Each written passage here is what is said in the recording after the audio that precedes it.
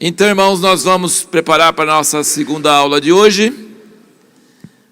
Quantos já ouviram falar de Watchman Nee? Alguém já ouviu falar de Watchman Nee? Quantos já leram algum livro do Watchman Nee? O Bob Mumford falava muitos anos atrás que quem não leu A Vida Cristã Normal é um analfabeto espiritualmente falando. E quem não leu A Patrola de Deus também é. A gente diz que é o livro do Bob Mumford. Então, nós fomos criados, nós somos criados nos ensinamentos do Watchman Nee. Era parte da nossa dieta espiritual desde criança, muito importante para nós, fundamentou nosso ministério na palavra. É uma pessoa que praticou isso de ler a Bíblia toda, sempre, muitíssimas vezes. E o mundo tem sido enriquecido pela mensagem dele de uma forma tremenda. Nós temos o livro A Igreja do Século XX, a História que Não Foi Contada, tem um capítulo inteiro sobre o ministério, a importância do irmão Watchman Nee na igreja no mundo inteiro. Algo fantástico. E nós temos como parte do nosso curso de treinamento ali, curso de preparação profética em Montemor, esse curso baseado nesse livro, Ministério da Palavra. Tem muitos livros do Watchman Nee, mas esse curso aqui entra no cerne da questão de como deve se ministrar a palavra, e muito fundamentado por Deus.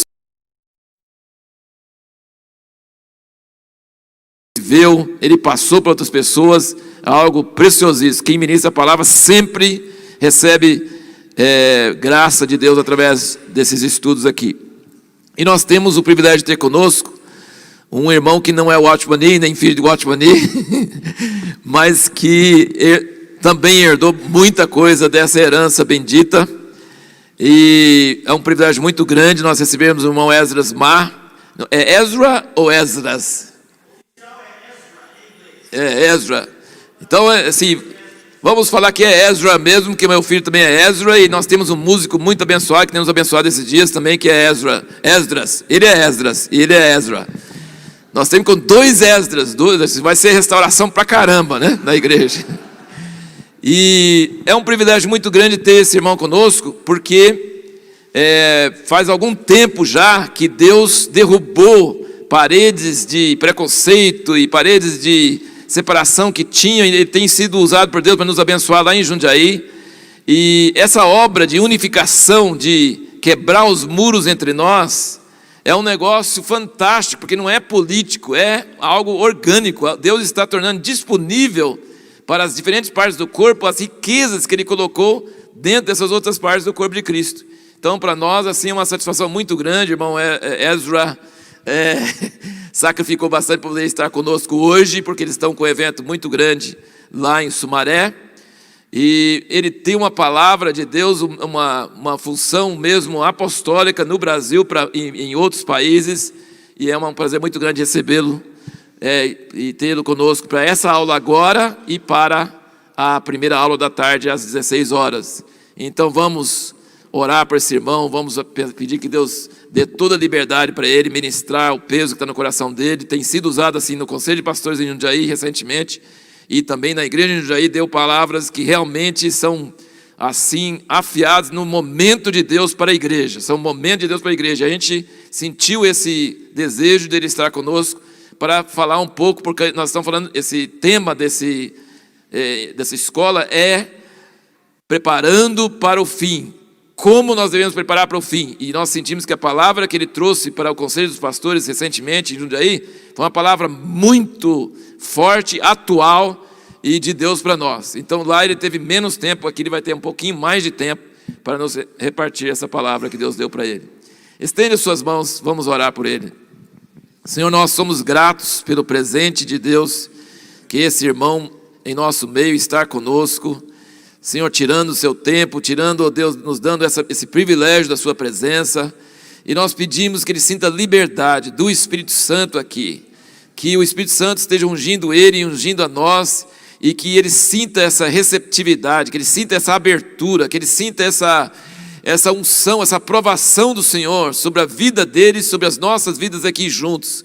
Somos uma só igreja, um só corpo, e nós estamos muito felizes em ver as ligações sendo restauradas, Senhor, e a vida de cada parte chegando a outra parte. Isso é maravilhoso, isso nos anima muito, e que ele seja uma bênção e que ele seja abençoado com esse dia, Senhor, em nome de Jesus. Amém. Amém. Obrigado, Harold. Para mim é um privilégio poder estar com todos vocês. Eu tenho orado por esse evento, tenho orado por todos vocês. Vocês são os servos que Deus está preparando para o ministério dele nesses tempos do fim.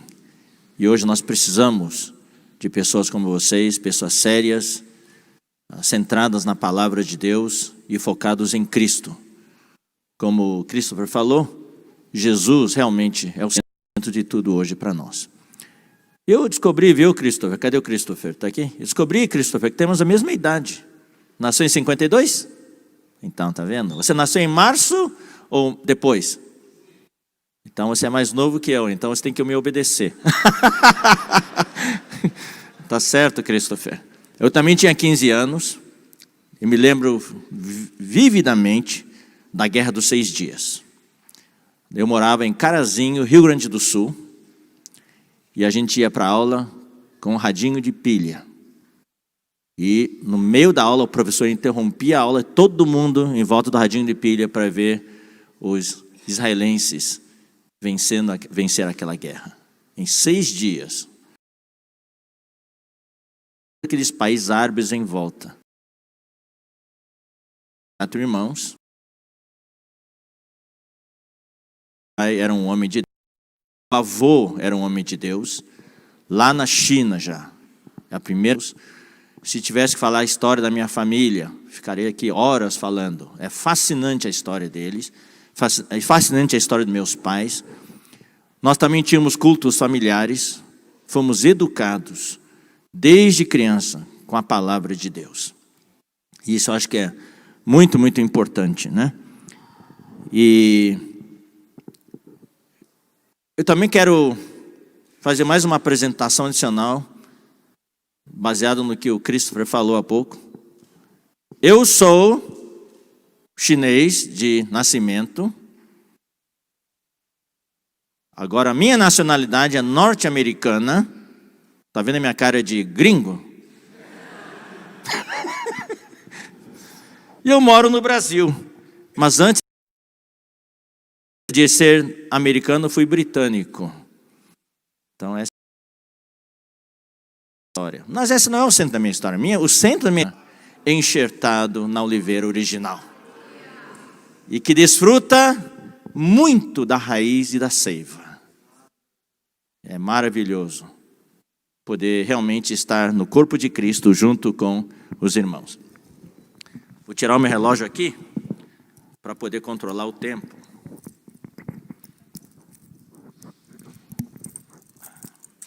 Bom, hoje nós vamos falar, o tema da palavra neste momento é o mistério da iniquidade. Para mim isso é um tema bastante atual. O Senhor me deu essa palavra um pouquinho mais de um ano, mais ou menos um ano atrás, quando eu estava lendo a palavra, e por causa dos acontecimentos recentes. E desde criança eu ouvia dos meus pais sobre as profecias escatológicas. A base na palavra, e nós sempre tivemos muito temor do Senhor com relação a isso. Então, quando houve a Guerra dos 6 Dias e Jerusalém foi reconquistada, esse foi um grande sinal. O primeiro grande sinal foi a restauração da nação de Israel em 1948. E o segundo grande sinal é a reconquista de Jerusalém.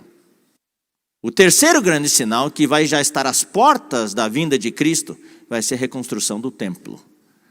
E isso você sabe, né? Todos os judeus hoje já têm um material tudo preparado para que o templo seja reconstruído. Só que o lugar onde estava o antigo templo está hoje a mesquita de Al-Aqsa, né, num lugar proibido, os judeus não podem entrar lá, por isso que eles oram lá no Muro das Lamentações, ali é o lugar mais próximo que eles conseguem chegar ao templo antigo.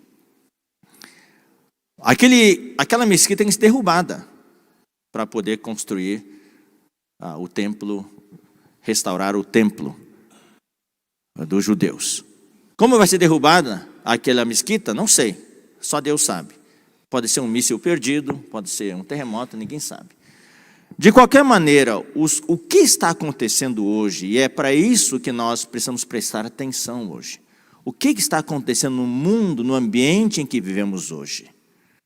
Nós que somos ministros de Deus no século 21, não podemos colocar a cabeça num buraco, numa toca, como o avestruz faz quando está em perigo. Coloca a cabeça dentro do buraco e acha que está tudo bem. Nós precisamos estar cientes do que acontece à nossa volta. E quando nós lemos os jornais, não podemos ficar só lendo como é que foi o Palmeiras, como é que foi o Corinthians, as notícias esportivas. Nós precisamos dar atenção, especialmente às notícias com relação ao Oriente Médio e à Europa. Porque tudo isso são indícios. Tá? E, por exemplo, hoje o Donald Trump, ele foi eleito. E a política norte-americana hoje é uma política isolacionista. E isso tem muito a ver também com o cumprimento das profecias. Para o anticristo aparecer, a Europa tem que ter lugar de preeminência. E os Estados Unidos, pouco a pouco, vai sair do centro do cenário mundial. Apesar de ter influência, mas a Europa tem que ter a maior influência. Mas não estamos hoje aqui para falar dessa situação política, tanto no Oriente Médio como na Europa. O que queremos fazer é o que está permeando o mundo atual em que vivemos hoje.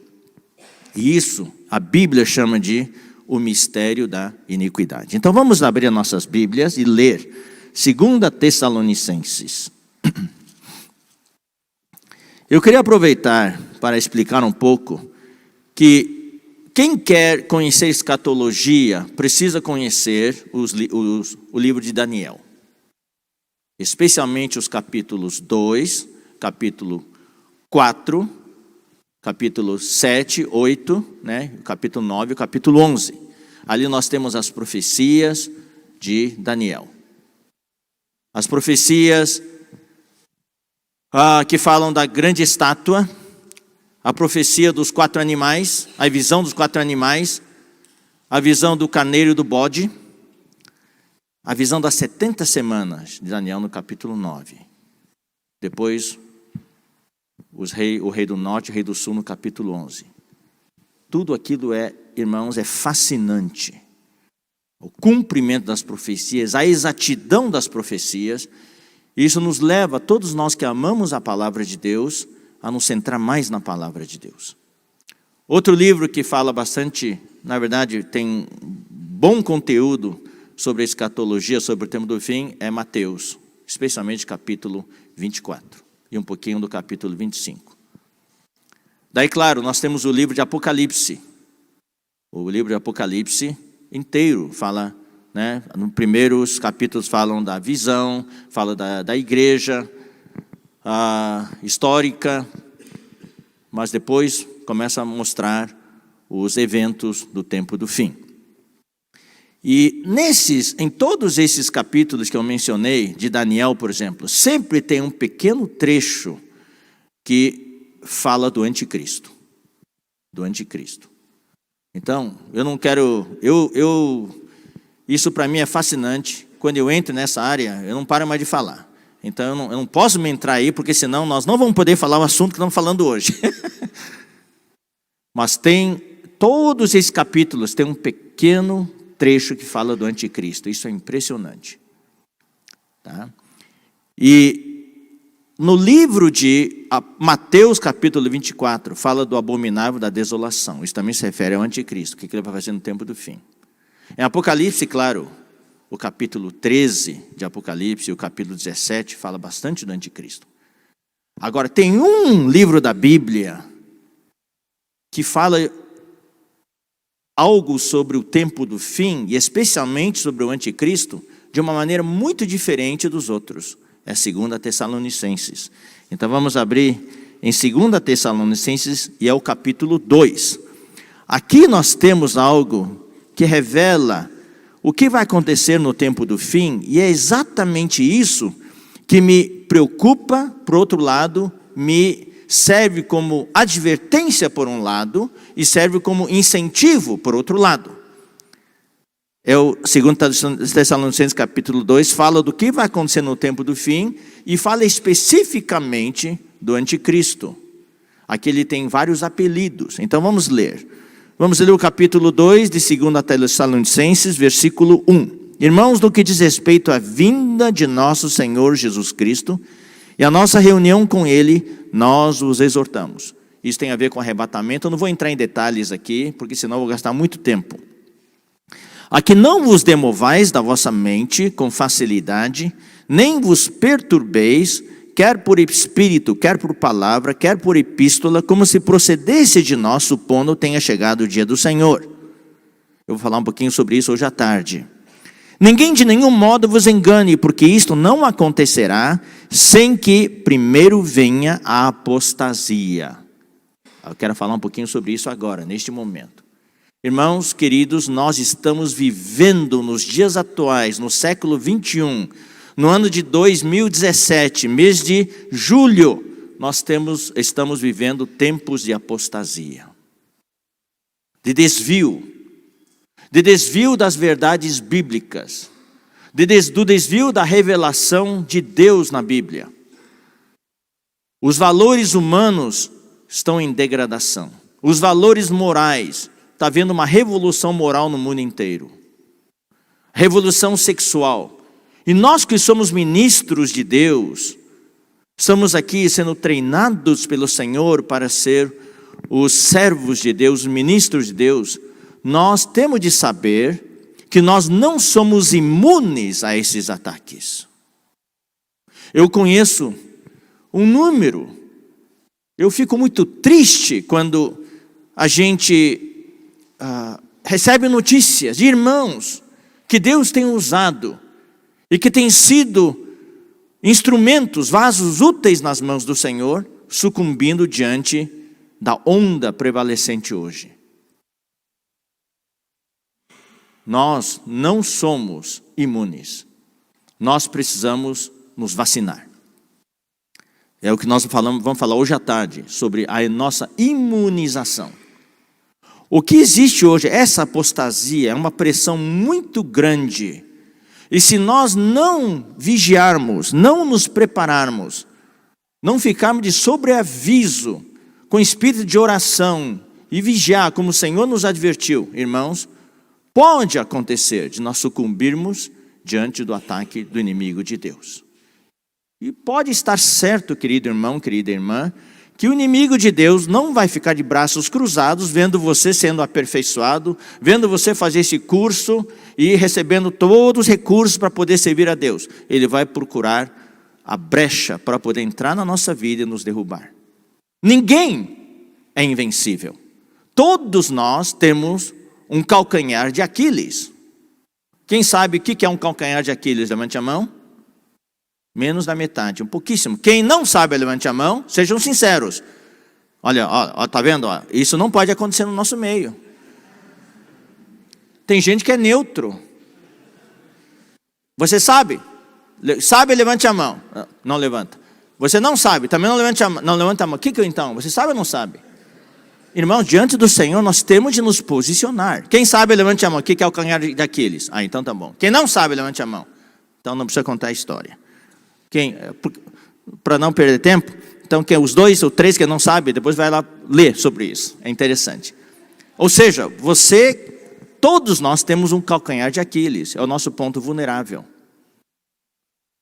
Todos nós que servimos a Deus precisamos saber quais são os nossos pontos fortes, quais são os nossos pontos fracos. Existe uma análise que em inglês chama SWOT, que em português é FOFA.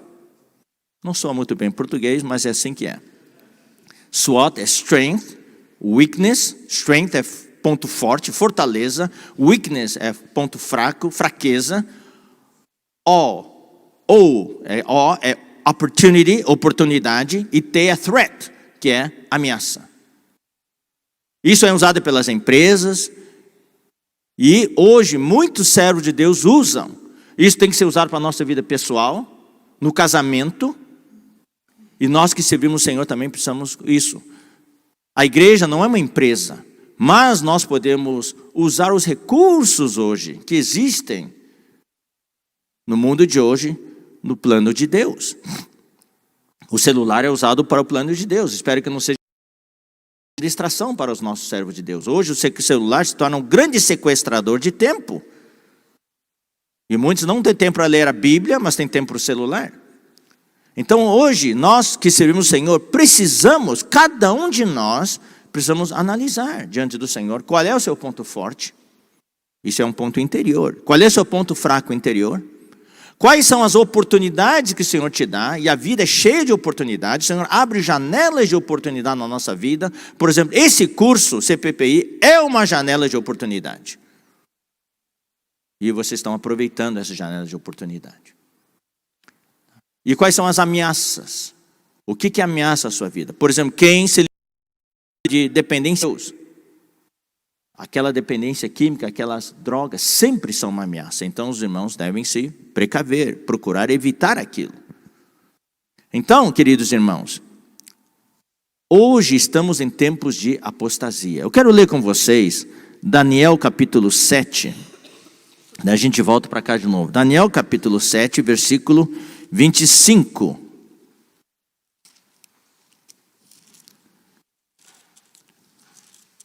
Daniel capítulo 7 é a visão dos 4 animais. Mas aqui no versículo 25 fala do pequeno chifre que aparece, né, no meio dos 4 chifres. Aqui fala no versículo 25. Isso é com referência ao anticristo. Ele proferirá palavras contra o Altíssimo, magoará os santos do Altíssimo e cuidará em mudar os tempos e a lei. Esse versículo se refere à grande tribulação. E os santos lhes serão entregues nas mãos por um tempo, 2 tempos e metade de um tempo. Um tempo é 1 ano, 2 tempos são 2 anos e metade de um tempo é meio ano. Então são os 3 anos e meio da grande tribulação. É o que está escrito aqui. E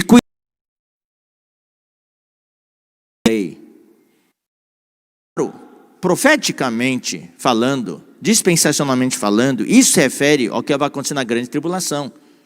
Ele vai entrar em Jerusalém, vai colocar no templo já reconstruído a sua imagem e vai mudar a lei.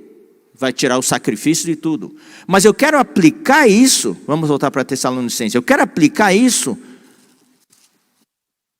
aos tempos que vivemos hoje.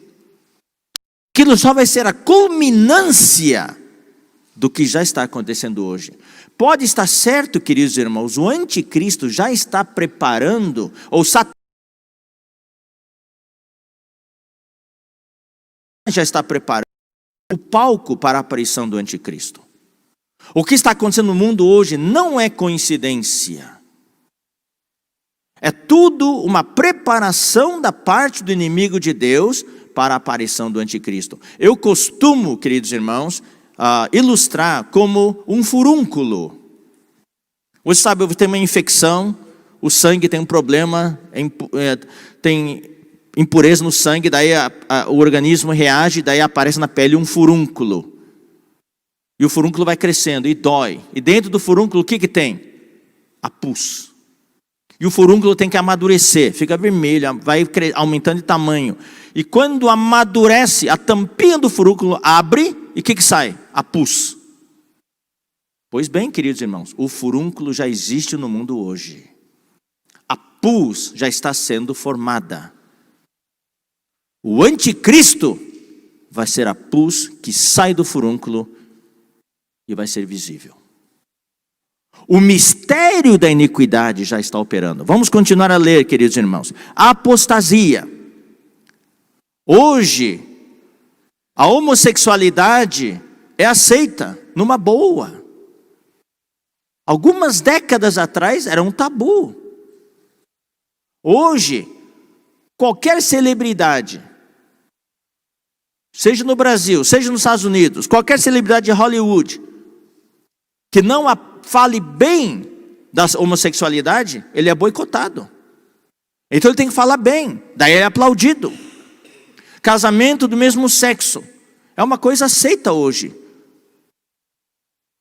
Hoje existe uma revolução sexual que nunca ninguém jamais imaginaria que acontecesse. Uma revolução moral. Há uma velocidade incrível. E podem estar certos, queridos irmãos, que as coisas vão piorar cada vez mais. Então, hoje à tarde nós vamos ler alguns versículos que comprovam o tempo que vivemos hoje. Então, primeiro é necessário que aconteça a apostasia. Então, o versículo que nós lemos em Daniel 7 fala que no tempo da grande tribulação vão ser mudados os tempos e a lei. Mas se você observar, isso já está acontecendo hoje. As leis já estão sendo mudadas. E os tempos também. Antigamente, as constituições dos países, se você for olhar, na sua grande maioria, especialmente a Constituição norte-americana, as constituições são baseadas na Bíblia. É a lei da Bíblia. O adultério era considerado um crime. O furto também, e um monte de coisas. Hoje, em todas as constituições, está havendo emendas. As constituições estão sendo mudadas. As leis estão sendo mudadas.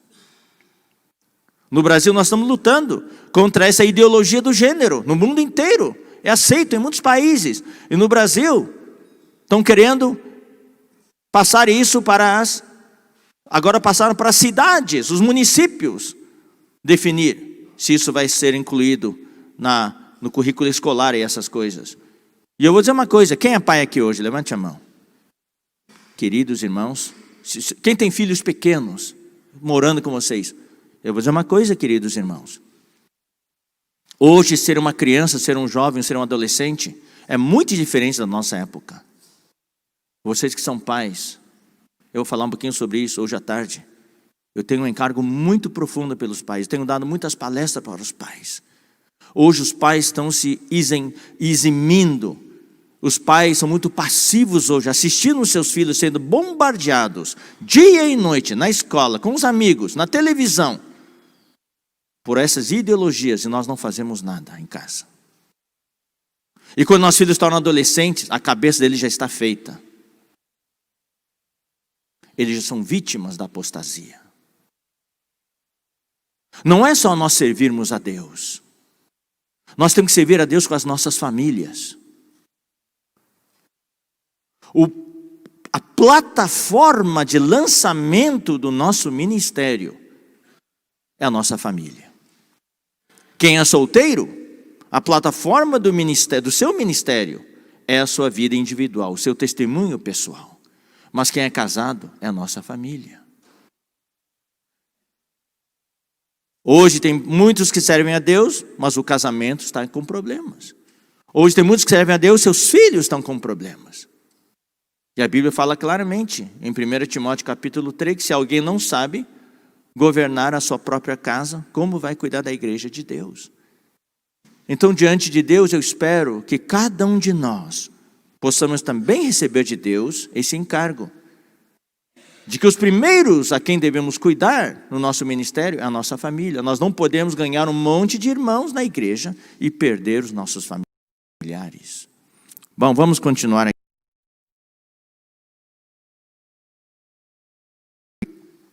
Fala assim, então será revelado o homem da iniquidade, o filho da perdição. Esses são dois títulos do anticristo. Ele é o homem da iniquidade. A iniquidade é a pus. O homem da iniquidade é a pus feita visível. Ele é o filho da perdição. Ele se opõe e se levanta contra tudo que se chama Deus. É o pós-modernismo de hoje. Nós não temos tempo para definir o que é o pós-modernismo. Eu só vou falar em poucas palavras. No pós-modernismo temos primeiro a massificação. Hoje o mundo tem uma onda de massificação, tornar todo mundo igual. fazer a cabeça de todo mundo tem que usar isso, todo mundo tem que usar aquilo, todo mundo tem que fazer desse jeito, todos os jovens têm que namorar e ficar antes de casar, na adolescência tem que namorar, tem que ficar. É o decreto do rei. Os pais de Faraó não temeram o decreto do rei. Qual era o decreto do rei? Que todo homem varão entre os israelitas tinha que morrer, tinha que ser jogado no rio e morrer. Bom, ele se opõe hoje contra tudo que chama Deus ou objeto de culto, a ponto de sentar-se no santuário de Deus. Isso aqui é a sua culminância quando houver o templo lá em Jerusalém. Durante a grande tribulação, ele vai colocar sua imagem no templo, ostentando-se como se fosse o próprio Deus. E no pós-modernismo hoje, eu só dar umas pinceladas agora, e à tarde eu vou falar um pouquinho mais. O pós-modernismo não é contra Deus. Ele é contra o Deus de Israel. Contra o Deus de Abraão, Isaque e Jacó. Contra o Deus e Pai de nosso Senhor Jesus Cristo. Ele é contra um Deus pessoal. Um Deus que nos ama. Um Deus que enviou o seu Filho para morrer por nós. Ele é contra esse tipo de Deus. Um Deus com quem temos um relacionamento pessoal. Eles não são contra um Deus abstrato. O Deus que está na flor, o Deus que está na chuva, o Deus que está nas nuvens, o Deus que está no céu, o Deus que está no mar. Esse Deus abstrato, que muitas pessoas hoje creem num ser superior, coisa assim, mas não é um Deus pessoal. Nós que servimos a Deus precisamos de um Deus pessoal, um Deus com quem temos intimidade. Então, não só isso. O pós-modernismo hoje, nessa era em que estamos vivendo, nos tempos do fim, o inimigo de Deus, antes da aparição do anticristo, nós vamos ver também com mais detalhe hoje à tarde, quer nos tirar a Bíblia. Ah, mas eu tenho a Bíblia. É, tem a Bíblia.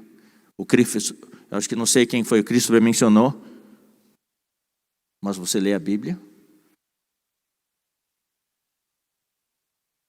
Eu temo que tem muito irmão e irmã que serve a Deus, mas não lê a Bíblia regularmente. Eu temo perguntar isso para vocês, para não expor a ninguém. Eu não vou fazer isso. Eu fiz essa experiência nos vários lugares onde eu ministrei a palavra, especialmente para os jovens grandes, adultos. Eu pedi para todo mundo fechar os olhos, baixar a cabeça, para ninguém poder ver, olhar. Eu perguntei, quem lê a Bíblia regularmente? Levante a mão. Só 20% levantou a mão. Servem a Deus, mas não leem a Bíblia. É só uma obra. Não tem intimidade com Deus. Isso é apostasia. A apostasia não alcança só os incrédulos. A apostasia está entrando na igreja hoje. Vamos continuar. Não vos recordais de que ainda convosco eu costumava dizer-vos estas coisas? E agora sabeis o que o detém, para que ele seja revelado somente em ocasião própria. Tem algo que detém o anticristo. Hoje à tarde vamos falar um pouquinho sobre isso. Com efeito, agora sim, é o tema desta manhã. O mistério da iniquidade já opera. Já operava no tempo de Paulo. E hoje, no século 21, opera de uma maneira muito mais forte. E aguarda somente que seja afastado aquele que agora o detém. Então será de fato revelado o iníquo, a quem o Senhor Jesus matará com o sopro de sua boca. Isso vai ser na batalha de Armagedon. Bom? Falo do mistério da iniquidade. Eu quero ler aqui para vocês vários versículos. Vamos ter que fazer uma leitura rápida, tá? A Bíblia é um livro maravilhoso. A Bíblia é um livro de mistérios. Então vamos ler alguns versículos, só para nós vermos a amplitude dessa palavra ministério na Bíblia. Vamos ler Marcos capítulo 4, versículo 11. Irmão, nós vamos ler bem rápido, tá? Ele lhes respondeu: a vós outros vos é dado conhecer o mistério do reino de Deus. Então existe aqui o mistério do reino de Deus. Romanos 16, 25. Romanos 16, 25 fala: ora, aquele que é poderoso para vos confirmar segundo o meu evangelho e a pregação de Jesus Cristo, conforme a revelação do mistério guardado em silêncio nos tempos eternos. Uau! Tem um mistério que estava guardado desde a eternidade passada. E Deus agora está revelando para o seu povo. 1 Coríntios 2, 7. Mas falamos a sabedoria de Deus em mistério, outrora oculta, a qual Deus preordenou desde a eternidade para a nossa glória. Fala de mistério. 15, 51. 1 Coríntios 15, 51. Eis que vos digo um mistério, nem todos dormiremos, mas transformados seremos todos. É o mistério do arrebatamento, o mistério do rapto. Vamos ler agora Efésios capítulo 1. Efésios é o livro dos mistérios. Efésios capítulo 1, versículo 9. Desvendando-nos o mistério da sua vontade, segundo o seu beneplácito que propusera em Cristo, ou nele mesmo, ou em si mesmo. Vamos ler o capítulo 3, versículo 4. Pelo que quando ledes, podeis compreender o meu discernimento do mistério de Cristo. Essa expressão é muito importante na Bíblia. O mistério de Cristo, o qual entre as gerações não foi dado a conhecer aos filhos dos homens, como agora foi revelado aos seus santos apóstolos e profetas. Agora vamos ler o versículo 9.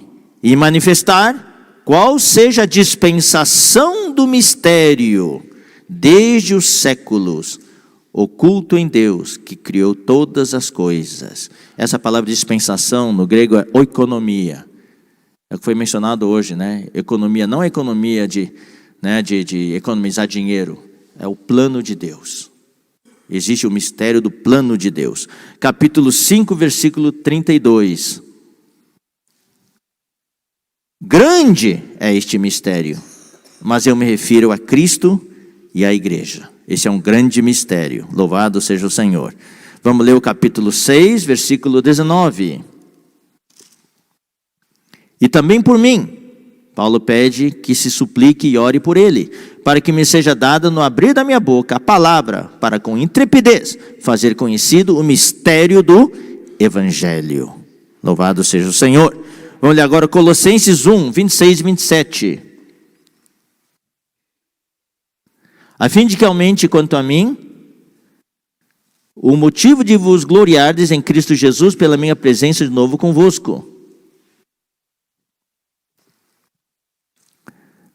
Vivei acima de... Perdão, estou lendo errado, estou lendo Colossenses, Filipenses. Colossenses 1, 26 e 27. O mistério que estivera oculto dos séculos e das gerações, agora todavia se manifestou aos seus santos, aos quais Deus quis dar a conhecer qual seja a riqueza da glória deste mistério entre os gentios, isto é, Cristo em vós, a esperança da glória. Cristo em nós é um mistério. Cristo vive em nós. Capítulo 2, versículo 2. Bem no finzinho. Para compreenderem plenamente o mistério de Deus, Cristo. Então aqui nós temos o mistério de Deus, Cristo. Em Colossenses, nós temos em Efésios o mistério de Cristo, que é a igreja. E em próprio Efésios nós temos o grande mistério, que é Cristo e a igreja. Colossenses 4, versículo 3. Suplicai, ao mesmo tempo, também por nós, para que Deus nos abra a porta à palavra, a fim de falarmos do mistério de Cristo, pelo qual também estou algemado. E por último, 1 Timóteo 3,9. Vocês podem ver aqui todos os termos diferentes, tipo diferentes de mistérios. Capítulo 3, versículo 9. Conservando o mistério da fé. Até a fé é um mistério. Existe o aspecto da fé objetiva, a fé subjetiva. A fé é o conteúdo de todo o plano de Deus para nós. Desde o Antigo Testamento, desde Gênesis até Apocalipse, inclui Israel, como foi falado na primeira sessão. E Apocalipse, nós temos ainda, não precisamos folhear a Bíblia para isso, mistério das 7 estrelas que estão na mão direita do Senhor. O mistério dos 7 candeeiros de ouro. E depois, mais tarde, o mistério da grande Babilônia. Ou seja, toda a Bíblia é um livro de mistério. E como é que nós entendemos esse mistério? Como é que não vamos entender esse mistério? Só ler, estudar e entender mentalmente? Então, isso que eu quero ler para vocês agora. Efésios capítulo 1, versículo 17. E eu sinto que isso, para nós que estamos sendo aperfeiçoados para ser servo de Deus, isso é muito importante, isso faz toda a diferença. Versículo 17, que diz aqui? Aqui diz o seguinte: Paulo estava orando, ele orava ao Pai, para que Deus, o Deus de nosso Senhor Jesus Cristo, o Pai da glória, nos conceda espírito de sabedoria e de revelação no pleno conhecimento dele. Eu acho que isso, queridos irmãos, é muito importante. Nós que estudamos a palavra, não podemos ficar só na esfera mental, para entender a semântica, a estrutura gramatical, o que significa só isso. O que nos diferencia das outras pessoas é que nós precisamos ter a revelação de Deus. E isso, queridos irmãos, nós precisamos orar ao Senhor. Paulo orou por nós. Todos nós devemos orar ao Senhor para que o Senhor nos conceda espírito de, em primeiro lugar, espírito de sabedoria. Aqui não diz inteligência, não é inteligência. Há uma diferença entre inteligência e sabedoria. Uma pessoa pode ser muito inteligente, ele sabe fazer os cálculos de cabeça. Alguém aqui é bom matemático? Então me diga, quem aqui me dá uma resposta em 5 segundos. Quanto é 1.347 vezes 2.459? Quanto é? Ninguém, não tem ninguém inteligente aqui? Não, a pessoa pode ser rápido no cálculo, fazer os cálculos tudo de cabeça, ser muito inteligente, mas não ter sabedoria. No relacionamento humano, não tem sabedoria. Nas suas decisões, não tem sabedoria. Não sabe ser inteligente, mas está endividado. Não sabe gastar o dinheiro com sabedoria. A inteligência é mental. A sabedoria está no nosso espírito. A sabedoria vem de Deus. Então, para entender a Bíblia, não é suficiente só ter inteligência. Existem muitas pessoas inteligentes, pessoas ateias, que leram a Bíblia de capa a capa. E usam aquilo para escrever livros contra Deus, para defender as suas teses ateias. Pessoas inteligentes, mas o que faltou a elas? A revelação de Deus. O pulo do gato aí, irmãos, é a revelação de Deus. Então nós precisamos ter um espírito de sabedoria e de revelação. Todo momento, toda hora que nós lemos a Bíblia, nós devemos orar ao Senhor. Senhor, me conceda neste momento espírito de sabedoria e de revelação. Então aqui, além de todo esse mistério que nós lemos há pouco, tem esse mistério especial, que é o tema desta palavra aqui desta manhã, é o mistério da iniquidade. Então quero ler com vocês, irmãos queridos, alguns versículos, tá, para mostrar o mundo em que vivemos hoje. Esses versículos já a situação que esses versículos descrevem já existia no tempo de Paulo, mas hoje, irmãos, isso é muito, muito pior. Vamos ler 1 Coríntios capítulo 6, tá? Capítulo 6, versículos 9 a 11. Ou não sabeis que os injustos não herdarão o reino de Deus? Queridos irmãos, se você ler o contexto, os injustos aqui não se referem a incrédulos. São injustos que vivem na igreja. Paulo estava falando para os irmãos da igreja em Corinto. E na igreja em Corinto havia vários irmãos que praticavam essas coisas. E Paulo estava falando para eles uma palavra de advertência. não é só ser membro de uma igreja.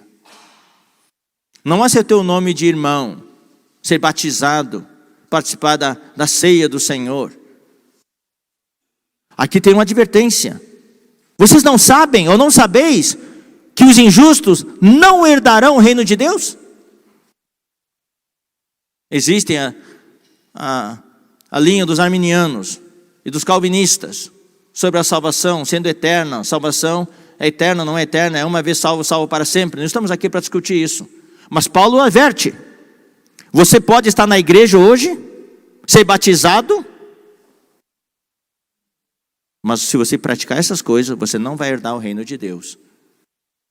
Agora não estou aqui para explicar o que isso significa, só estou falando essa advertência. Não vos enganeis, nem impuros são os fornicários, nem idólatras, nem adúlteros, nem efeminados, nem sodomitas. Sodomitas, a palavra grega quer dizer homossexuais. Nem ladrões, nem avarentos, nem bêbados, nem maldizentes, nem roubadores herdarão o reino de Deus. Nós temos a tendência hoje na igreja de discriminar, fazer uma coisa especial para os homossexuais. Na igreja pode ter fornicário, mas não pode ter homossexual. Na igreja pode ter ladrão, mas não pode ter homossexual. Na igreja, você sabia, irmãos, até que fala, até maldizente. Cuidado, maldizente é falar mal do outro.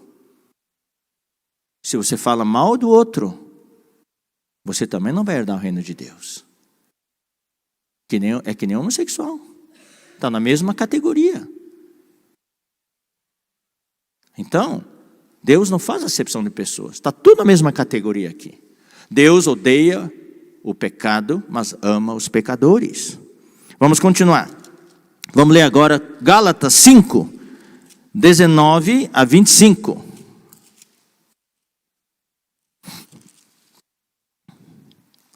Ora, as obras da carne são conhecidas e são prostituição, ou seja, fornicação, impureza, lascívia, idolatria, feitiçaria, inimizades, porfias, ciúmes, iras, discórdias, dissensões, facções, invejas, bebedices, glutonaria. Claro, como já outrora vos preveni, que não herdarão o reino de Deus os que tais coisas praticam. Tá? Tudo isso, irmãos, são as coisas que são praticadas no mundo. Mas pouco a pouco, por causa da pressão, mais e mais vemos isso sendo praticado na igreja hoje.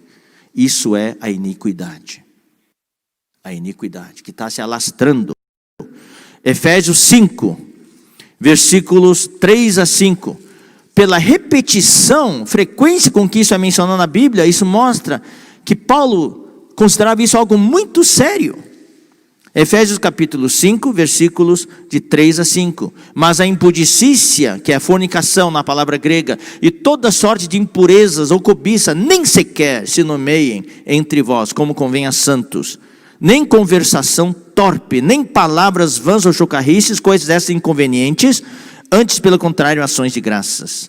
Sabei, pois isto, nem o incontinente, a palavra grega é fornicário, ou impuro, ou avarento, que é idólatra, tem herança no reino de Deus, de Cristo de Deus. Está vendo? É tudo o mesmo discurso. Isso é iniquidade. Iniquidade. E por último, 2 Timóteo, capítulo 3. 2 Timóteo, capítulo 3, versículos 1 a 4. Sabe, porém, isto é uma profecia de Paulo. As epístolas de Timóteo foram escritas para Timóteo, que estava na igreja em Éfeso, em tempos da degradação da igreja, do declínio da igreja. E naquele tempo já existia isso, mas Paulo profetizou de uma maneira especial. Sabe, porém, isto, nos últimos dias, que são os dias em que vivemos nós hoje, sobrevirão tempos difíceis. Irmãos, nós estamos em tempos difíceis, em tempos de apostasia.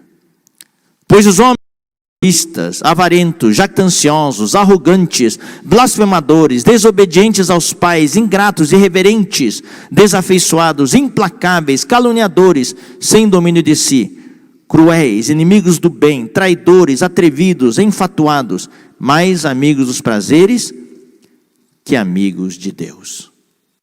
Essa é a descrição do mundo da iniquidade em que vivemos hoje. Então agora vamos ler Mateus 24, 12 a 14. E aqui eu vou fazer alguns comentários. Mateus 24, 12 a 14. Aqui fala, queridos irmãos, prestem muita atenção. E por se multiplicar a iniquidade, o amor se esfriará de quase todos.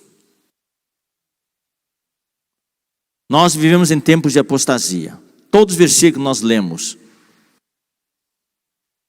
são confirmados pelo que nós vemos hoje no mundo. No mundo hoje lá fora, temos todas as situações. E pouco a pouco, por causa da pressão, essas coisas estão começando a se infiltrar na igreja. Quando fala a igreja como um todo. Hoje, pouco se prega sobre a santificação. Pouco se prega sobre a cruz. Muito se fala sobre a prosperidade. E essa nova geração que está se levantando, muitos não têm a referência. Então, Jesus já profetizou. Por se multiplicar a iniquidade, o amor se esfriará de quase todos. Eu comparo a iniquidade a um vírus. Hoje, esse assunto do vírus está em moda. Existem as vacinas, existe a dengue, chikungunya. Qual é o outro que tem? Zika. Hoje temos a febre amarela. Quem aqui se vacinou contra a gripe já? Levante a mão. Pouquíssima gente. Quem tem mais de 60 anos tem que se vacinar. Agora o jovem deve se vacinar também. Tem vacina sobrando, tá? É importante se vacinar. Então os vírus se multiplicam hoje. E quais são os sintomas? Quais são os sintomas de que, será que eu fui infectado por esse vírus da iniquidade? O sintoma, querido irmão, está bem claro aqui. É o esfriamento do amor. No tempo do fim, nos tempos apocalípticos, o amor vai se esfriar. O homem começa a prestar atenção só para si. O homem se torna egoísta, egocêntrico.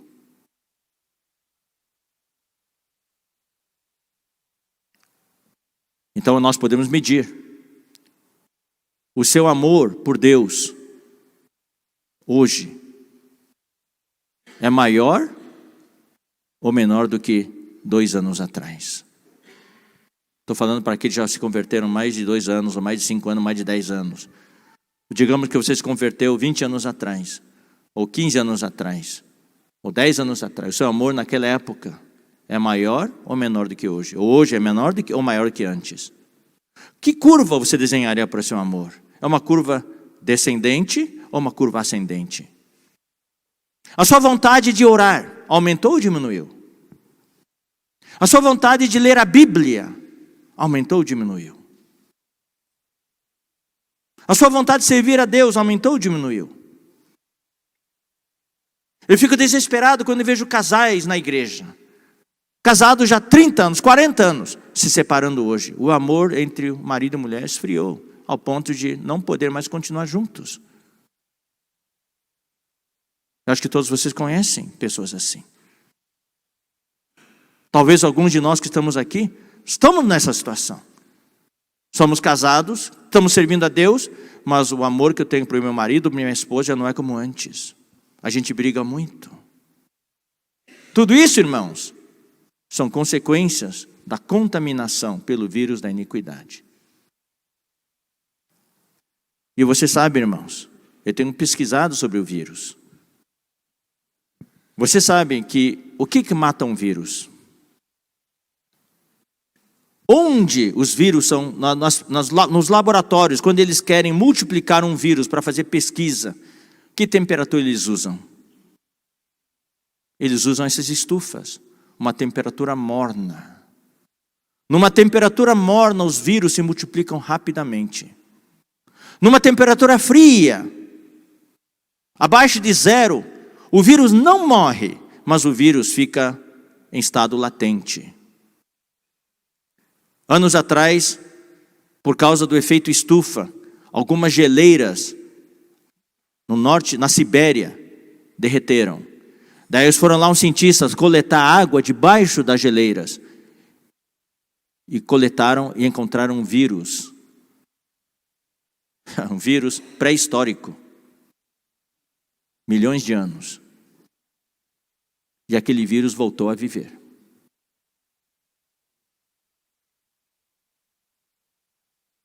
Só estava lá parado por causa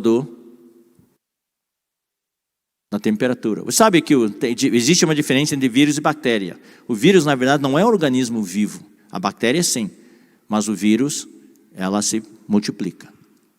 Numa temperatura fria, não se multiplica.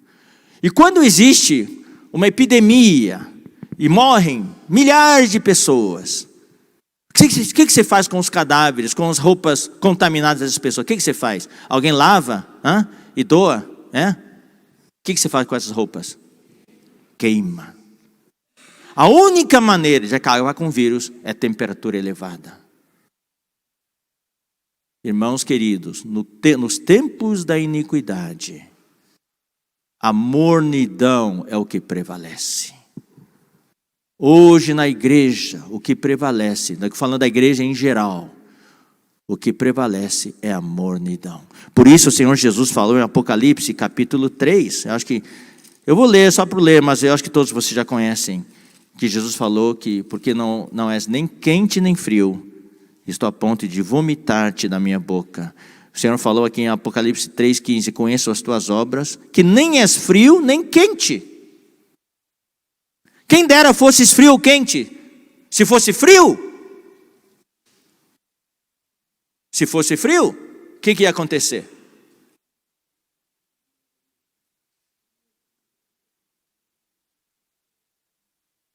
O que ia acontecer se fosse frio? Se fosse frio, o vírus fica em estado inerte e não se multiplica. Quando é quente, o vírus é morto. Por isso que a Bíblia fala, sede fervorosos de espírito. Sede ardentes de espírito. Queridos irmãos, uma coisa, nesse tempo do fim, nós precisamos sempre checar. Existe em mim o fogo do espírito. Tem algo queimando dentro de você? Eu sei que quando você se converteu tinha um fogo. Puxa, você acordava aquele fogo queimando. Esse fogo continua? Nós que servimos o Deus precisamos manter esse fogo. Você sabe, queridos irmãos, no Brasil no ano passado teve a Olimpíada. E antes da Olimpíada existe algo muito interessante que é a tocha, né? A tocha olímpica percorre todas as cidades de mão em mão. Daí chega lá, a tocha sai lá de Atenas, passa pela Suíça, daí vem para o país. Veio para o Brasil, chegou em Brasília, e daí a tocha saiu da cidade, sempre carregado por atletas. Daí eles correram todo o norte, daí nordeste, chegaram no sul, daí entraram no sudeste, depois foi para o Rio de Janeiro. E houve milhares de pessoas que carregavam a tocha. E a tocha então era carregada, e quando chegava na outra pessoa, a outra pessoa tinha a tocha apagada, ele acendia a tocha da outra pessoa. E os atletas, a função deles era carregar a tocha. A função não era correr o mais rápido. A função era levar a chama da tocha de um lugar a outro. Nós levamos a tocha de Deus. A tocha da palavra de Deus. A tocha do fogo do Espírito Santo. Queridos irmãos, nós podemos fazer muitas coisas. Eu corro para cá, corro para lá. Eu fiz mais que todo mundo. Eu bati o recorde de velocidade. Irmão, não estamos aqui numa corrida para bater o recorde. A pergunta é, a tocha ainda está acesa? Ou está correndo, mas a tocha está sem fogo já? Mas eu cheguei antes que todo mundo. Eu bati o recorde de velocidade. mas a tocha está apagada já faz tempo. Quando chega, não tem fogo para passar para outras pessoas. Toda reunião na qual nós ministramos é uma reunião. Eu vou falar isso, irmãos. Nós que somos ministros de Deus precisamos estar cientes. Na maioria das vezes, as pessoas são tochas apagadas. Elas vêm para o culto, vêm para a reunião, para você acender a tocha delas. E elas saem acesas. E se espera que alguns deles aprendam a manter a tocha acesa. Mas se a minha tocha está apagada, como é que eu vou acender as tochas dos outros? E por se multiplicar a iniquidade, o amor se esfriará de quase todos. Eu quero ler para vocês, irmãos, a revelação de Jesus Cristo e do nosso Deus triuno em Apocalipse. Vocês sabem, queridos irmãos, nas epístolas nós temos o Pai, o Filho e o Espírito Santo. Mas em Apocalipse a ordem muda. A ordem muda. Vamos ler aqui Apocalipse capítulo 1, versículos 4 e 5.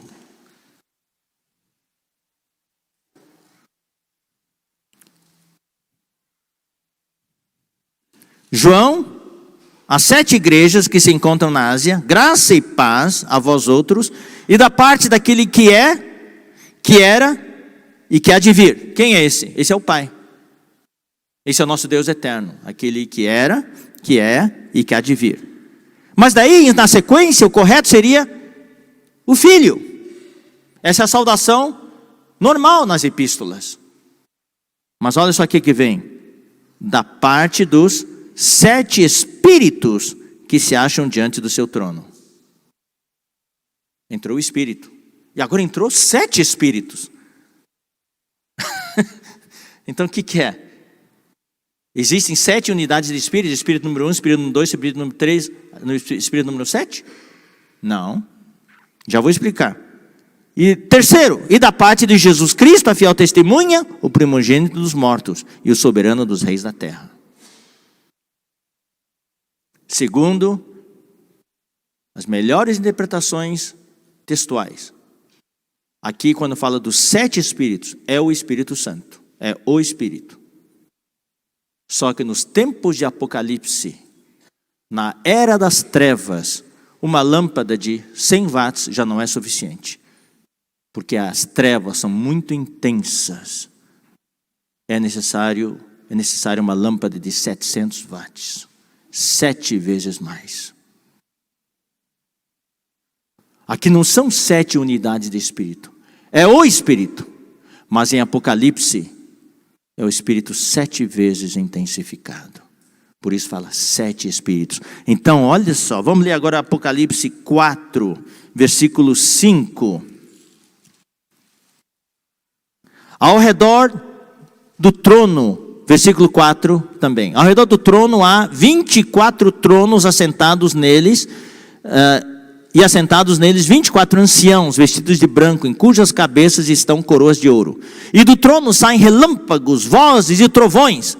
Olha só que coisa maravilhosa, irmãos. E diante do trono ardem quantas tochas de fogo? 7 tochas de fogo, que são os 7 Espíritos de Deus. Aqui vem um detalhe. Os 7 Espíritos de Deus, que é o Espírito Santo, 7 bem intensificado, ele é ilustrado aqui como 7 tochas de fogo. Não é mais uma tocha.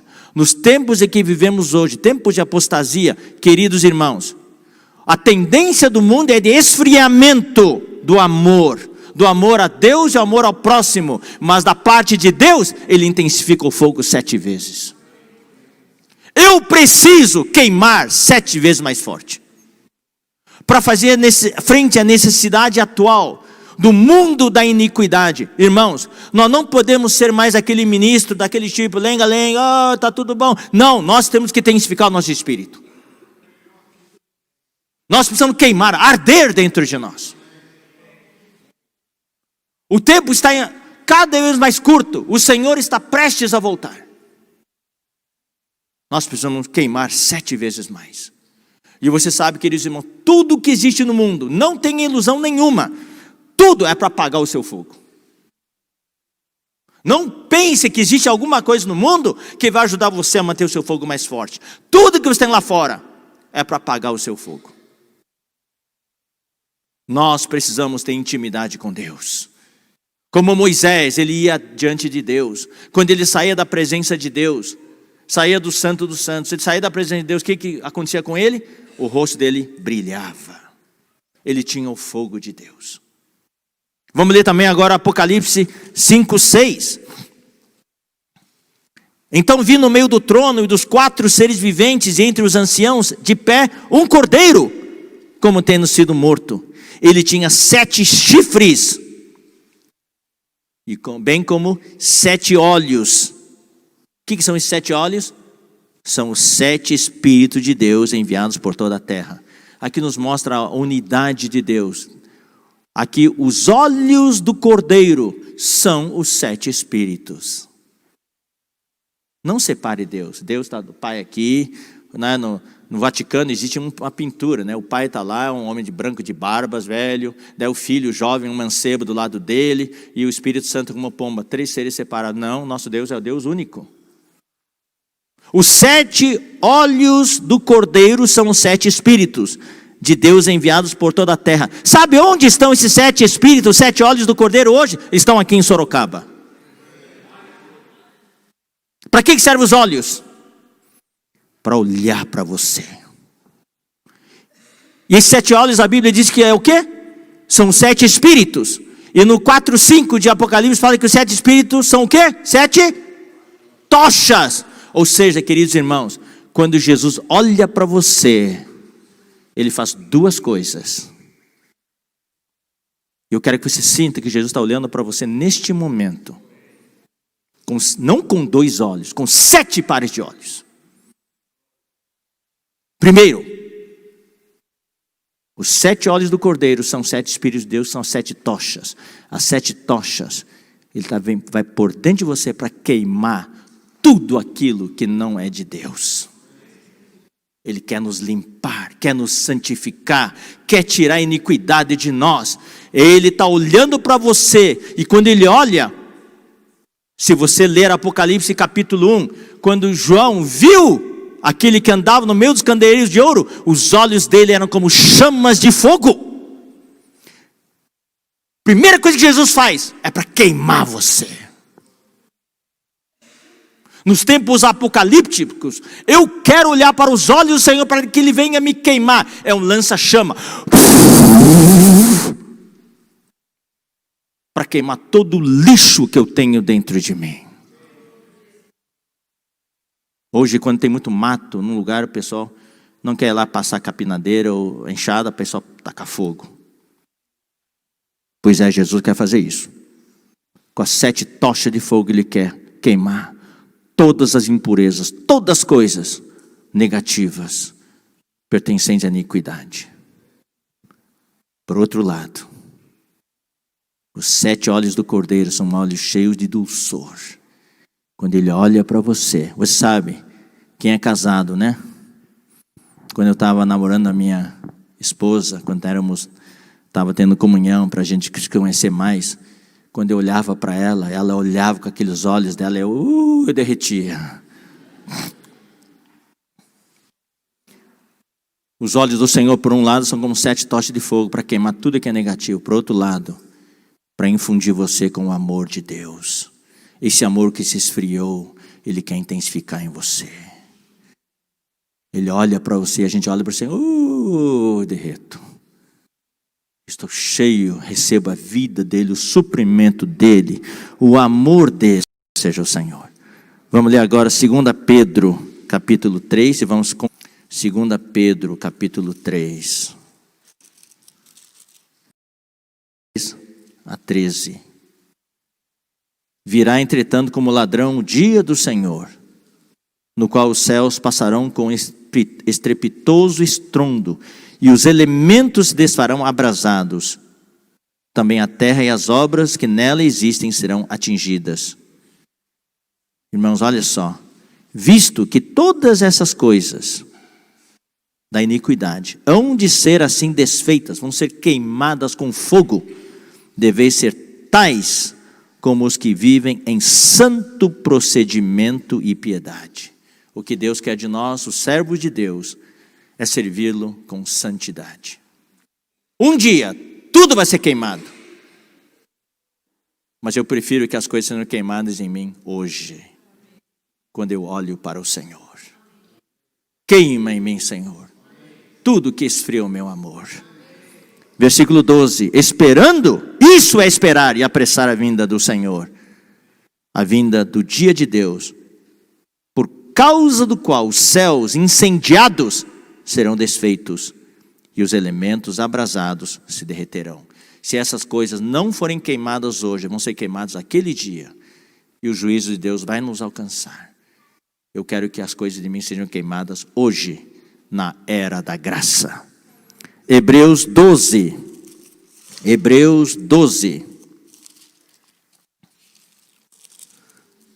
versículos 28 e 29. Por isso, recebendo nós um reino inabalável, retenhamos a graça, pela qual sirvamos a Deus de modo agradável, com reverência e santo temor. Esse é o espírito de um que serve a Deus. E aí vem uma advertência. Por quê? Porque o nosso Deus é fogo consumidor. Eu tenho uma oração: Senhor, consome, queima, elimina tudo que não pertence a Ti, hoje no meu serviço. E o capítulo 12, versículo 14. E com isso eu concluo a palavra desta manhã. Segui a paz com todos e a santificação. Hoje isso é muito pouco pregado no meio evangélico. Nós precisamos ser servos de Deus santos. E você sabe, na Bíblia, toda vez que fala de santidade, é o elemento do fogo que vem. Isaías, quando fala assim: ai de mim, sou homem de impuros lábios, assim por diante. O que o serafim fez? Pegou uma brasa com tenaz e veio e purificou os lábios dele. O fogo é para purificar e para santificar. Seguir a paz com todos e a santificação, sem a qual ninguém verá o Senhor. Vamos orar. Senhor, nós realmente confessamos e reconhecemos que hoje vivemos em tempos difíceis, tempos cheios de iniquidade, tempos de apostasia, de a pressão é muito grande, Senhor. Nós realmente precisamos confessar a Ti, reconhecer que muitas vezes nós também somos afetados. Pedimos a Ti, Senhor, o poder do Espírito, o poder interior de vida, que possa nos capacitar, possa nos dar o poder para vencer a pressão, para que não sejamos contaminados com o vírus da iniquidade. Não permita, Senhor, que o amor em nós esfrie. Não queremos Te servir na mornidão. Pedimos que o fogo do Espírito Santo arda em nós.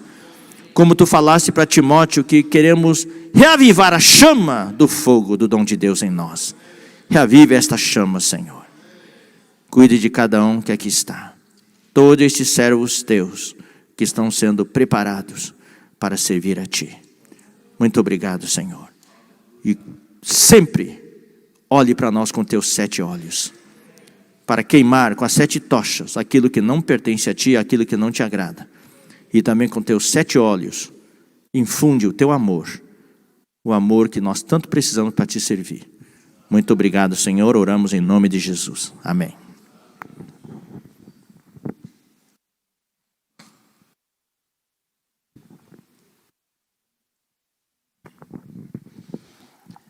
Graças a Deus, aleluia.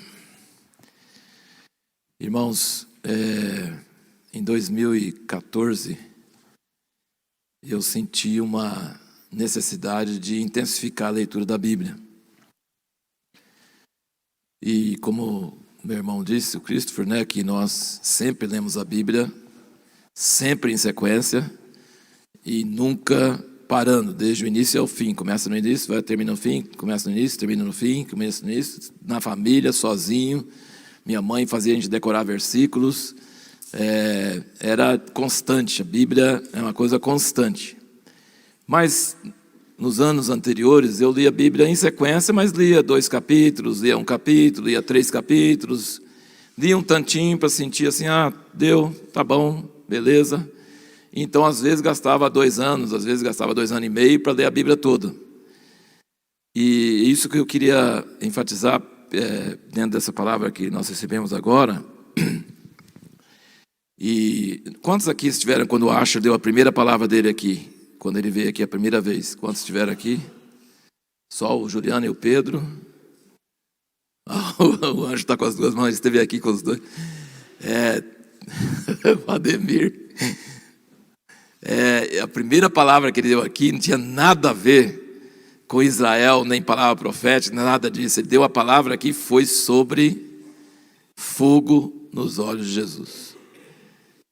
E eu acho que o irmão Wesley nem sabia disso, né? Essa palavra tem um livreto dele aí, chama Fogo nos Olhos, saiu na revista Impactos, fizemos o livreto, e ele fala das 3 vezes no Apocalipse que Jesus vem com fogo nos olhos, e é exatamente o que o irmão acaba de falar, que é fogo contra o pecado, fogo de paixão, e o final é fogo de juízo sobre o mundo. Mas esse fogo é o mesmo fogo. E foi uma palavra assim memorável, assim, acho que nós sentimos muito forte, quem está presente aqui, esse impacto dessa palavra, foi muito forte, até hoje, e tem um livreto ali atrás, Fogo nos Olhos de Jesus. Então, nós podemos resumir a palavra que nós recebemos agora de manhã, de que tem um forte vírus que vai intensificar, e que nós não podemos achar que nós somos imunes a isso, que nós não somos, nós estamos já, a igreja já está sendo afetada grandemente. Para os irmãos terem ideia, na maior parte das igrejas, os jovens têm sexo antes do casamento, e acham normal, na maior parte das igrejas, e vai e canta, e louva a Deus, e adora. Pastores se divorciam, casam de novo, e continuam pastoreando a igreja. Se nós estamos numa situação onde não é escondido só a ter, mas agora é coisa clara. Então, não podemos, a Bíblia diz, não podemos dizer, agora eu sou forte, eu não vou cair, eu já estou protegido. Não. A única coisa que protege é esse fogo, tem que ser 7 vezes mais. Não é maravilhoso ouvir isso, sim? Os irmãos não sentem assim uma coisa ardendo no nosso coração? Muito forte isso. E o que eu quis dizer assim, eu fui dar um curso no nosso curso, e nosso curso dura 10 meses. Então, montei um jeito de ler a Bíblia toda em 10 meses. Para ler a Bíblia em 10 meses, você tem que ler 4, 5 capítulos por dia. Não é grande coisa. Em 15 minutos dá para ler. Mas faltou um dia, aí é meia hora. Aí, né? Então, assim, mas se você ler todo dia, não é pesado demais. Dá para ir. Mas eu quero testificar para os irmãos. Eu senti diferença. Eu senti mudança. Então, remédio... Se não está resolvendo para baixar a pressão, tem que tomar um remédio mais forte, ou diferente. Se você está, assim, a quantidade de leitura bíblica muda a sua vida espiritual. Presta atenção para isso, irmãos. A quantidade. Se você quer muita força de Deus, leia mais capítulos por dia. Só isso. Só isso. É uma coisa, assim, matemática. E desde 2014 para cá, então, a Bíblia toda em 10 meses, depois nos meses de férias, dá para você ler o Novo Testamento novamente, dá para você... Assim, precisamos de muitas doses da palavra de Deus. E o que acontece? Ele fez a pergunta meio forte. Você está com o amor de Deus mais forte do que 2 anos atrás? Você precisa pensar um pouco. Mais sede de ler a palavra, mais oração. Isso é uma coisa subjetiva, né? Uma coisa assim. Mas sabe o que é? Se você não pode dizer muito, não sabe medir muito, vai por mim. Leia mais a Bíblia e ore mais. Oração é a mesma coisa. Oração é muito difícil, é muito chato falar com que a gente não está vendo ninguém, aquela coisa toda. É muito difícil de não distrair, é uma coisa complicada. Mas quanto mais você ora, mais desejo de orar você tem. Mais desejo de orar você tem. Quanto mais você lê a Bíblia, mais vontade de ler a Bíblia você tem. Ele é um princípio. Então ninguém aqui precisa ficar desanimado. Assim, está nas suas mãos. Assim, são 2 coisas que você pode fazer. Não é coisa que Deus precisa fazer. A Bíblia está aí e seus joelhos estão aí também, né? Todo lugar que você vai, você pode levar a Bíblia e seus joelhos. Então, dá para orar e dá para ler a Bíblia. Mas, como ele disse também, tudo conspira contra. Então, assim, aquilo que antes, hoje tem, muitas desculpas, sabe? Se eu não sair cedo, se eu não for para o emprego, vou ser demitido, se eu preciso atender esse e-mail, eu preciso fazer responder esse WhatsApp, eu tenho muitos eventos, tem muitas coisas, tem muita coisa que não é pecado, é simplesmente coisa para tirar você de ler a Bíblia e de orar. E você tem que fazer uma decisão, você tem que falar assim, isso para mim é mais importante que qualquer outra coisa, certo? E você vai fazendo muito, vira hábito, fica menos pesado e você começa a excluir. Não me fale nessa hora, porque essa hora é de orar. Não me tire de ler a Bíblia, porque esse é meu costume. Em viagem, em férias, onde estiver, em qualquer lugar, mantenha seus hábitos. Você não escova os dentes todo dia?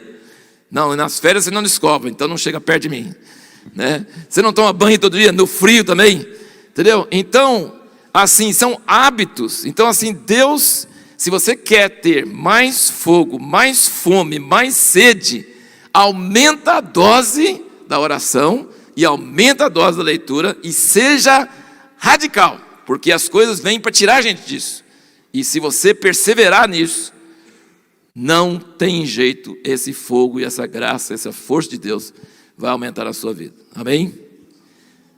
Vamos atender essa exortação do Senhor e talvez 5 capítulos não vão dar, talvez vai ter que ser 10, entendeu?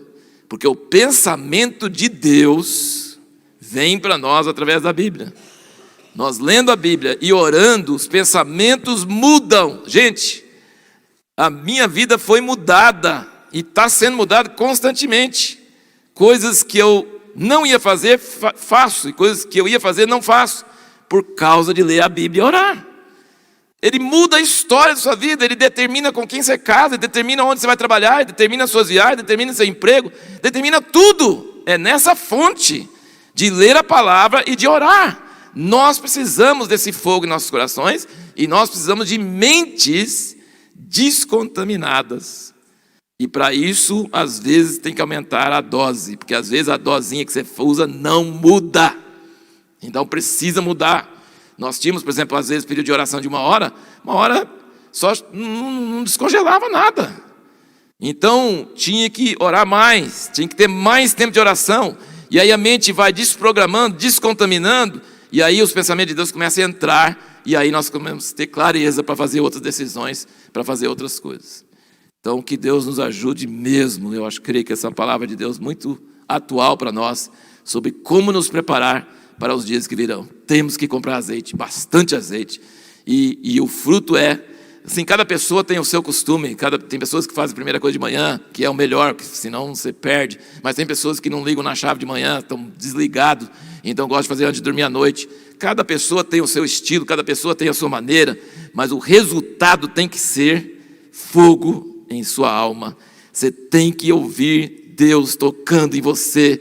E às vezes não é na hora que está lendo a Bíblia, às vezes não é na hora que está orando, mas o resultado vem, eu garanto para vocês, meus irmãos, vem mesmo. E isso, estou falando individualmente, mas coletivamente também vem. Nós estamos vivendo em Jundiaí milagres de Deus por causa da oração, por causa de oração. Então, à medida que a oração, sabe qual é o primeiro milagre da oração coletiva? É que mais pessoas começam a orar, sem pressão, sem ficar jogando julgo, sem fazer condenação, sem nada, de orar. Nós orávamos lá em Jundiaí, por vários anos, 3 pessoas. Hoje, todo dia, das 5h30 às 7h, tem 6, 7, 8 pessoas, todo dia, e sem fazer pressão nenhuma. Eles vêm porque gostam, vêm porque querem, vêm porque Deus está chamando, entendeu? Então, assim, não é uma questão de fazer média, não é uma questão não, é a questão de necessidade e de prioridade. Se você tem essa prioridade e você fala assim, posso terminar a vida e não ter feito muita coisa, mas pelo menos eu ganhei essas horas eu ganhei de volta, eu resgatei essas horas diante do trono de Deus Isso você ganhou. Você, sabe, não é uma hora que você está perdendo de dormir, é uma hora que você está ganhando de estar diante do trono de Deus. São horas, e eu acho que nós vamos chegar no fim, todos nós, e falar assim, puxa vida, devia ter gastado mais horas, né? Para que eu gastei horas fazendo outras coisas, sendo que eu podia estar fazendo isso, né? Assim, todos nós, como o Schindler, né? Podia ter salvo mais judeus se eu vendisse relógio, se eu tivesse vendido o carro. Ele salvou muitos judeus, todo mundo elogiou, mas ele falou assim, eu estou triste porque eu fiquei com banalidades quando eu podia ter feito mais, né? Então, vamos receber essa exortação hoje de manhã. Alguém está recebendo essa exortação? Você está recebendo, levanta só.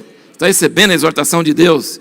Ele ama você, Ele tem olhos de fogo, de queimar iniquidade, mas também de te encher de amor, de paixão, e não é uma carga condenatória, nem uma cobrança, né? Mas é uma coisa de amor de Deus, é uma coisa tremenda. Amém? Glória a Deus.